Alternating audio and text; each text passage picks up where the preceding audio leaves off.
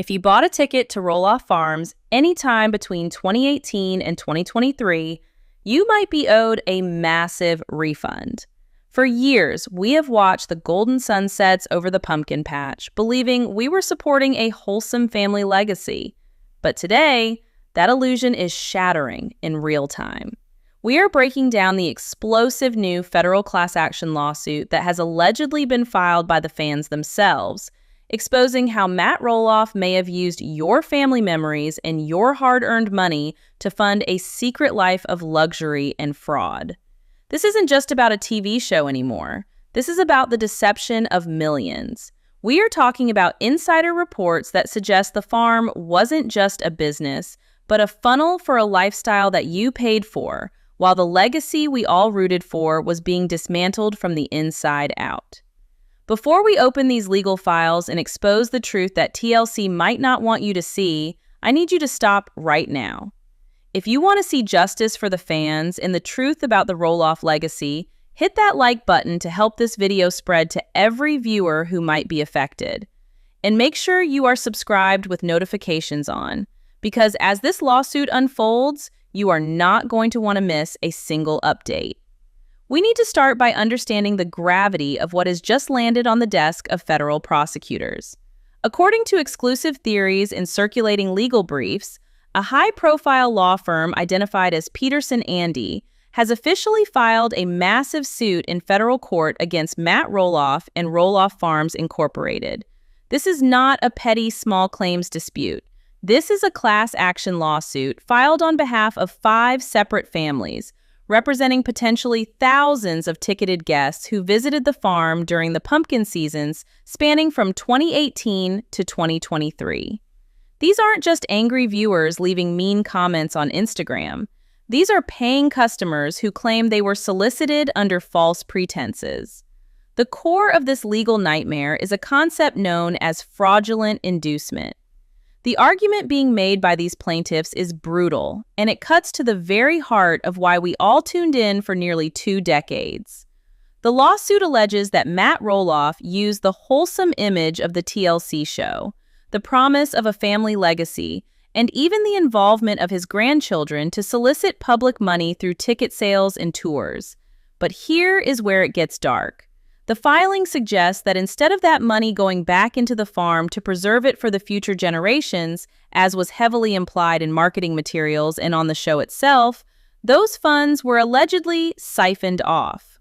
We are looking at reports detailing a financial trail that leads directly away from the farm and into fraudulent investments and personal assets that have nothing to do with the pumpkins. For years, we watched Matt complain about the cost of maintenance, the struggle to keep the farm profitable, and the agonizing decisions about the property. We felt sorry for him. We bought tickets thinking we were helping keep the dream alive for Zach, for Jeremy, for the grandkids.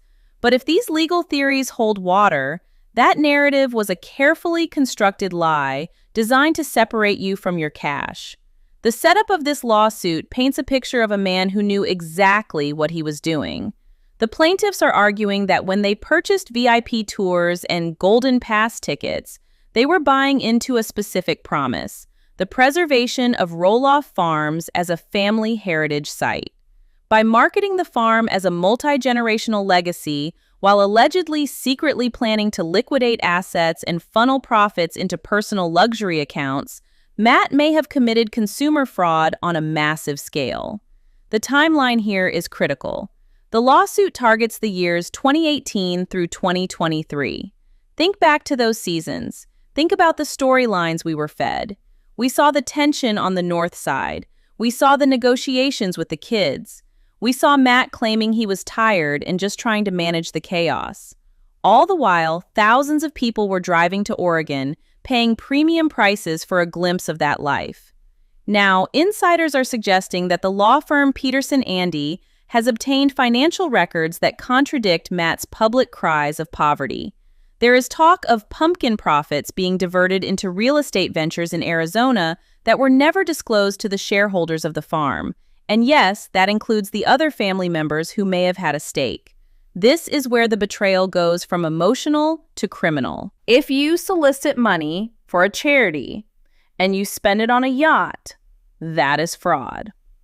If you solicit money for a family farm legacy and you use it to build a retirement escape hatch while actively cutting that family out, the courts might view that in a very similar light. The 5 families leading this suit are claiming they would never have spent thousands of dollars on travel, accommodation, and tickets if they had known the farm was effectively being stripped for parts by the very man asking for their support. We have to look at the atmosphere at the farm during those years. Reports from visitors have often been mixed, with some claiming the prices were exorbitant for what was offered. For a long time, we chalked that up to the celebrity tax. You pay more because they are famous. But this lawsuit frames those high prices differently. It frames them as a calculated extraction of wealth. The theory is that Matt knew the show's timeline was limited. He knew the family dynamic was fractured beyond repair. So instead of fixing it, he allegedly decided to cash out the fan base. Every pumpkin sold, every wagon ride, every jar of salsa wasn't about keeping the farm running for Jackson or Ember. It was about building a war chest for a life that didn't include them. The scary part about a federal class action is the discovery phase, which we will touch on later. But right now, we have to focus on the initial reaction to this filing. Sources close to the production are saying there is absolute panic behind the scenes. TLC has spent years curating an image of Matt as the visionary, the builder, the man with the big dreams. Sure, he was difficult, but he was portrayed as doing it for the family. This lawsuit destroys that character arc completely. It redefines him not as a visionary, but as a swindler. If these allegations are proven true in court, it means that every scene where he lamented the burden of the farm was a performance. It means that while he was crying on camera about the kids not stepping up, he was allegedly stepping on them and the fans to secure his own bag. Let's talk about the specific claims regarding the stolen pumpkin profits. The lawsuit breaks down the revenue streams of the farm in a way we have never seen before. We always assumed the farm made decent money, but the figures being thrown around in these legal briefs are staggering. We are talking about millions of dollars in seasonal revenue. Where did it go? The plaintiffs allege that there is a missing link between the farm's income and its operating expenses. They claim that the maintenance costs Matt often complained about were inflated or non-existent, serving as a cover to move money out of the business accounts and into personal holding companies. This is a classic shell game maneuver. You charge the business for expenses that aren't real, or you pay yourself exorbitant consulting fees, effectively stealing the profit while making the business look like it's barely breaking even. This would explain why he was so adamant that the kids couldn't afford to buy the farm. If he was cooking the books to hide the real value, or to hide where the money was going, he couldn't risk Zach or Jeremy getting a look at the real ledgers. The involvement of the law firm Peterson Andy signals that this is not a drill. This firm is known for taking on consumer protection cases where big entities take advantage of the little guy. By classifying the visitors as investors in the legacy, they are using a unique legal angle. They are saying that the emotional investment of the fans was monetized and that the product they were selling, a family legacy, was defective on arrival. It is a bold strategy, but in the court of public opinion, the verdict is already coming in. Fans are feeling duped. We have all seen the comment sections turning. People are looking back at the last 5 years of the show with a new lens. When Matt built that new garage, was that paid for by the pumpkin patch? When he bought the vacation home, was that funded by the VIP tours? The setup of this lawsuit also drags in the corporate structure of Roloff Farms, Inc. This isn't just Matt the person, it's the corporation. This exposes the business to forensic accounting. Reports say that insiders are terrified of what a forensic accountant might find. We are hearing rumors of ghost employees, people on the payroll who never stepped foot on the farm. We are hearing theories about vendor kickbacks, where inflated invoices were paid to friends or associates. These are standard red flags in corporate fraud cases, but seeing them attached to a wholesome reality TV grandfather is jarring. It forces us to ask, who was really running the show? Was it Matt? Or was there a deeper level of manipulation happening? And this brings us to the unspoken victim in all of this, the audience. You, me, the people who watched every Tuesday night. We didn't just watch. We bought the merchandise. We traveled to Oregon. We defended them in arguments. To find out that this loyalty might have been itemized on a spreadsheet and exploited is a heavy pill to swallow. The lawsuit alleges that the marketing materials for the pumpkin season specifically used images of the grandchildren to drive sales, implying that your ticket purchase was directly supporting their future. If it turns out that money was actually funding a secret life, that is exploitation of the highest order. It's using the innocent faces of children to pick the pockets of well-meaning strangers. As we move deeper into this legal breakdown, we have to look at the defendants. It's Matt, yes, but the John Does listed in the suit are interesting. These are usually placeholders for people whose names are not yet known, but who were complicit in the scheme. Speculation is running wild about who those John Does might be. Could it be financial advisors? Business partners we've never seen on camera? Or perhaps people much closer to Matt who have been by his side during this entire timeline? The setup of the case suggests a conspiracy, not a solo act. You don't siphon millions of dollars without help. You don't hide a paper trail that big without a shredder and someone to operate it. The plaintiffs are seeking damages, but they are also seeking something more dangerous to Matt: transparency. They want the books opened. They want a court-appointed auditor to trace every single dollar that came in through the farm gates from 2018 to 2023. This is the nightmare scenario for anyone trying to hide assets. It's one thing to settle a lawsuit quietly. It's another to have your entire financial history laid bare in a federal record. If this case proceeds to discovery, everything comes out. The credit card statements, the bank transfers, the emails. Oh, the emails. Can you imagine the internal communications that might exist if these allegations are true? We might see emails discussing how to spin the farm sale to the public while privately laughing all the way to the bank. We might see discussions about how to manipulate Zach and Jeremy's offers to make them look unreasonable, protecting the secret cash flow. Sale of the farm to the public as a manipulation of reality. And this is where we arrive at the most twisting, gut-wrenching element of the entire case: the charge of fraudulent inducement. This is the legal twist that changes everything. It is not just about bad management. It is about the intent to deceive from day one. The lawsuit alleges that Matt Roloff, with the aid of his inner circle, didn't just drift into these financial waters. He steered the ship there on purpose. Fraudulent inducement, in layman's terms, means tricking someone into entering a contract or a transaction by lying about the facts. The plaintiffs are arguing that the contract was the ticket purchase and the transaction was the support of the farm, and the lie was the entire premise of the Roloff legacy. Here is the brutal legal argument laid out in the filing.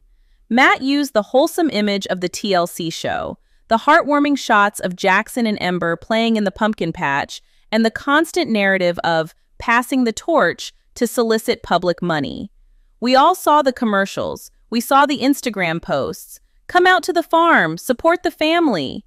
But the twist is that while he was pointing the camera at the grandkids, he was allegedly pointing the bank transfers at a completely different target.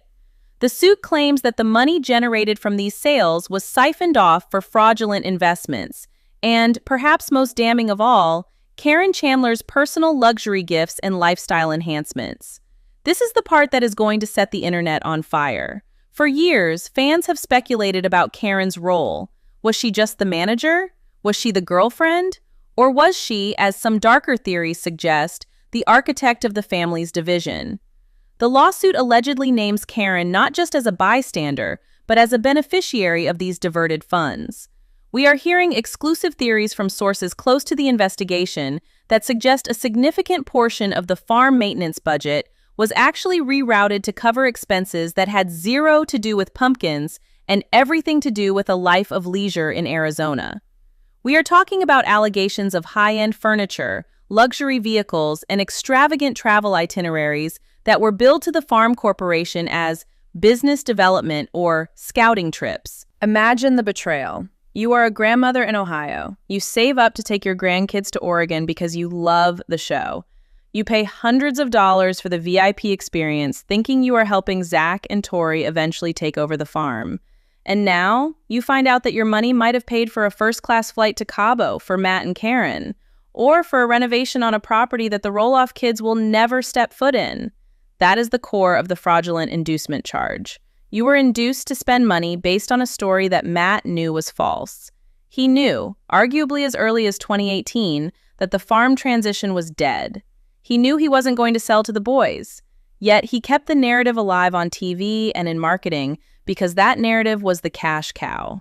If he had come out 4 years ago and said, "I'm selling the farm to strangers and moving to Arizona with Caryn," ticket sales would have plummeted.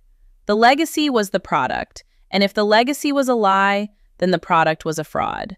This brings us to the specific financial mechanisms allegedly used to siphon this cash. The term creative accounting doesn't even begin to cover it. Insider reports suggest the existence of a network of LLCs, limited liability companies, set up by Matt and his associates. These companies often have vague names, something generic like MR Consulting or Roloff Global Ventures. The theory presented in the lawsuit is that Roloff Farms, Inc. would pay these shell companies for services that were never rendered. A $50,000 consulting fee here, a $20,000 marketing fee there. Once the money is in the shell company, it is clean. It's no longer farm money, it's Matt's money. And from there, it flows freely into the personal accounts that fund the lifestyle we see on social media. This hypothesis explains so much about the last few seasons. Remember the negotiations with Zach and Jeremy? Remember how Matt kept saying the farm was appraised at this astronomical number and he couldn't give them a gift of equity? If these fraud allegations are true, he literally couldn't afford to give them a deal. Why? Because he might have already drained the liquidity from the farm. If the farm's coffers were empty because the profits had been siphoned off to Arizona, he needed a full market value sale to replenish the accounts before anyone noticed the missing millions. He needed the boys to pay top dollar not because the land was worth it, but because he needed to cover his tracks. When they refused, he was cornered. He had to put it on the open market, or worse, turn it into a rental property to keep the cash flow moving. The Caryn factor in this lawsuit cannot be overstated. The plaintiffs are reportedly asking for a subpoena of her financial records as well. This is a nuclear move. Usually, in a suit against a business owner, the girlfriend's records are off limits. But because Caryn was a longtime employee of the farm before she was a partner, and because the allegations involve the commingling of business and personal assets, her records are fair game. The lawyers want to see if there were direct transfers from the pumpkin patch accounts to her personal checking account. They want to see who paid for that new deck, who paid for the new car. If a single check from Roloff Farms, Inc. can be traced to a personal luxury purchase for Caryn, the corporate veil is pierced. That legal protection that separates a business owner from their business debts evaporates. Let's dig deeper into the concept of siphoning. It's a visceral word. It implies a slow, steady drain. It's not a bank robbery, it's a leak. And leaks are hard to detect until the tank is dry. The lawsuit claims that this siphoning intensified between 2020 and 2023. These were the years of the pandemic, the years of the negotiation breakdown, and the years where Matt started spending significantly more time away from the farm. The plaintiffs argue that this wasn't a coincidence. They allege that as Matt realized the fan base was turning on him and the show was nearing its end, he accelerated the extraction of wealth. It was a bust-out scheme. Get as much money out as possible before the whole thing collapses. This casts a sinister shadow over the dream house construction. We watched Matt build that massive new house on the farm. He claimed it was for the family, then for himself, then for Caryn. But who paid for the materials? Who paid the contractors? If the fans' money, intended for the preservation of the agritourism business, was used to build a private mansion that sits on a separate parcel or is legally distinct from the public farm, that is a misappropriation of funds. The fans bought tickets to see the pumpkin patch, not to fund a private estate that they are banned from entering. The lawsuit alleges that materials purchased under the farm's tax-exempt agricultural status were used for residential construction. That brings in not just civil fraud, but potential tax fraud issues with the IRS. And once the IRS gets involved, the game is over. Now, consider the emotional manipulation described in the twist of this lawsuit. The attorneys are using transcripts from the show against Matt. They are citing specific episodes where Matt looks into the camera and talks about the future of the farm, while, according to the timeline of financial records they claim to have, he was actively liquidating investment portfolios attached to the farm. It creates a split-screen effect in the courtroom. On one screen, the benevolent patriarch. On the other, the ruthless capitalist stripping the assets. The juxtaposition is damning. It suggests that the character of Matt Roloff was a mask worn to facilitate the transaction. We also have to talk about the investors mentioned in the rumors surrounding this case. There is talk that Matt may have taken private loans or investments from individuals outside the family to expand the farm's operations or to cover the big house construction, promising them returns based on the pumpkin season profits. If those profits were diverted to Caryn's lifestyle instead of paying back investors, that is a Ponzi-like structure. It's taking new money to pay for old habits. The class action suit represents the ticket buyers, but if private investors join the fray, the dollar amount shoots up from $5 million to potentially $10 or $20 million. The betrayal felt by the fans is fueling this legal fire. The twist here is that the fans are no longer just passive viewers. They are active litigants. They are saying, "We made you rich, and you played us." The lawsuit frames the relationship between reality star and viewer as a fiduciary one. They argue that because Matt solicited their trust, he owed them a duty of honesty. By breaking that trust, he didn't just hurt their feelings, he committed a tort. This is a novel legal theory, but in the age of parasocial relationships, it's gaining traction. If a YouTuber scams their fans with a crypto scheme, they get sued. The argument here is that the Roloff legacy was the crypto coin, and it turned out to be a rug pull. As we transition into the climax of this nightmare, we have to understand what happens next in the legal process. The filing is just the opening shot. The real war happens in the discovery phase. And this, my friends, is where Matt Roloff should be absolutely terrified. Discovery is the legal process where both sides are forced to exchange information. It is a mandatory, court-ordered colonoscopy of your entire life. In a fraud case, the scope of discovery is massive.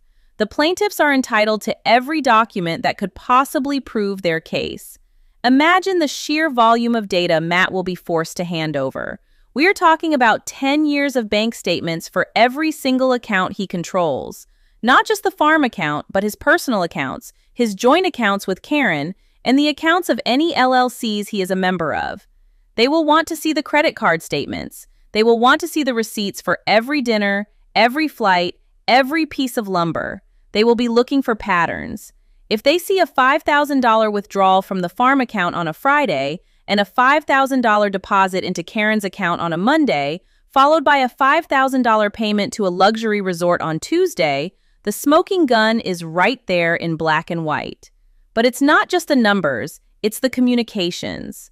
The discovery order will include emails, text messages, and DMs. Think about what might be in Matt's text history. The plaintiffs will be looking for conversations between Matt and Caryn where they discuss spending. They will be looking for texts between Matt and his accountant asking how to hide or reclassify certain expenses. They will be looking for messages where Matt disparages the fans or admits that the legacy talk is just for the show. Just keep the storyline going for one more season so we can pay off the Arizona house. If a text like that exists and it is found during discovery, it will be projected on a screen in a federal courtroom, and it will be all over the news within minutes. This discovery phase is the climax because it is the point of no return. Once the documents are turned over, they are evidence. Matt cannot take them back. He cannot explain them away. And because this is a class action suit, the law firm Peterson Andy has the resources to hire forensic accountants who specialize in finding hidden money. These aren't your local tax preparers. These are financial bloodhounds. They know every trick in the book. They know how to trace wire transfers through multiple banks. They know how to value assets that have been artificially depressed. They will tear through Matt's finances like a tornado. And then comes the deposition. If you thought the arguments with Amy at the kitchen table were tense, you haven't seen anything yet. A deposition is a sworn testimony, given out of court but under oath with a court reporter transcribing every word. Matt will be forced to sit in a conference room, likely for days, across from the aggressive attorneys representing the fans. There is no editing here. There is no producer to cut away when he stumbles. There is no Caryn to whisper in his ear. He has to answer every question. Imagine the questions they will ask. Mr. Roloff, did you use funds from the 2019 pumpkin season to purchase a diamond necklace for Ms. Chandler? Mr. Roloff, why did you classify this family vacation as a business expense?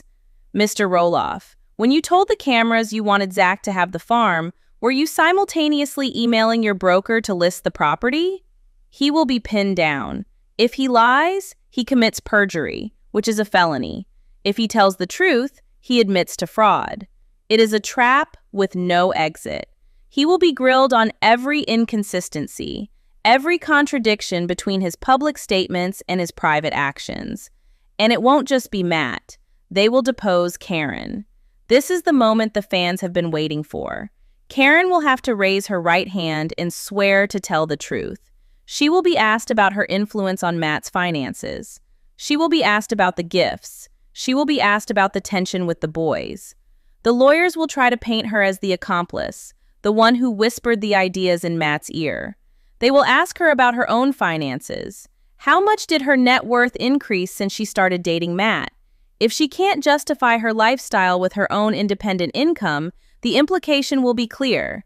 She was living off the stolen pumpkin profits. The climax of this legal drama also involves the threat of the RICO statute. It sounds extreme, but we are hearing whispers that if the fraud is widespread enough, involving mail fraud, sending tickets by mail, and wire fraud, online sales, the plaintiffs could try to invoke the Racketeer-Influenced and Corrupt Organizations Act. This is usually reserved for organized crime, but it is increasingly used in corporate fraud cases. If RICO charges are brought, the damages are tripled. Triple damages on a $5 million lawsuit is $15 million. That is bankruptcy territory. That is lose everything territory. But here's the darkest part of the climax, the part that keeps Matt awake at night: the specific nature of the debt. In the United States, bankruptcy laws are designed to help people who have fallen on hard times. You can wipe out credit card debt, medical bills, even some business loans. But there is one category of debt you cannot wipe out in bankruptcy: debt incurred through fraud or willful and malicious injury. If the court finds that Matt committed fraud, that he intentionally deceived the fans to get their money, he cannot escape that judgment by filing for bankruptcy. He will owe that money for the rest of his life. The plaintiffs could garnish his TLC wages, if the show even continues. They could put liens on the farm. They could seize the Arizona house. He would be tethered to this debt until every penny is paid back. The humiliation factor is the final piece of this climax. Matt Roloff has spent 20 years building a brand based on competence and success. He prides himself on being a big businessman. This lawsuit strips him naked in the town square. It reveals him not as a tycoon, but as a grifter. The discovery documents will become public record. The deposition transcripts could be unsealed. We could see the inner workings of Roloff Farms, and it might look less like a well-oiled machine and more like a desperate scramble for cash. The Little People, Big World empire could end not with a series finale, but with a judge's gavel. Think about the legacy of the show. We watched the kids grow up. We watched weddings, births, funerals. We felt like we were part of the family. This lawsuit argues that Matt monetized that emotional connection in the most cynical way possible.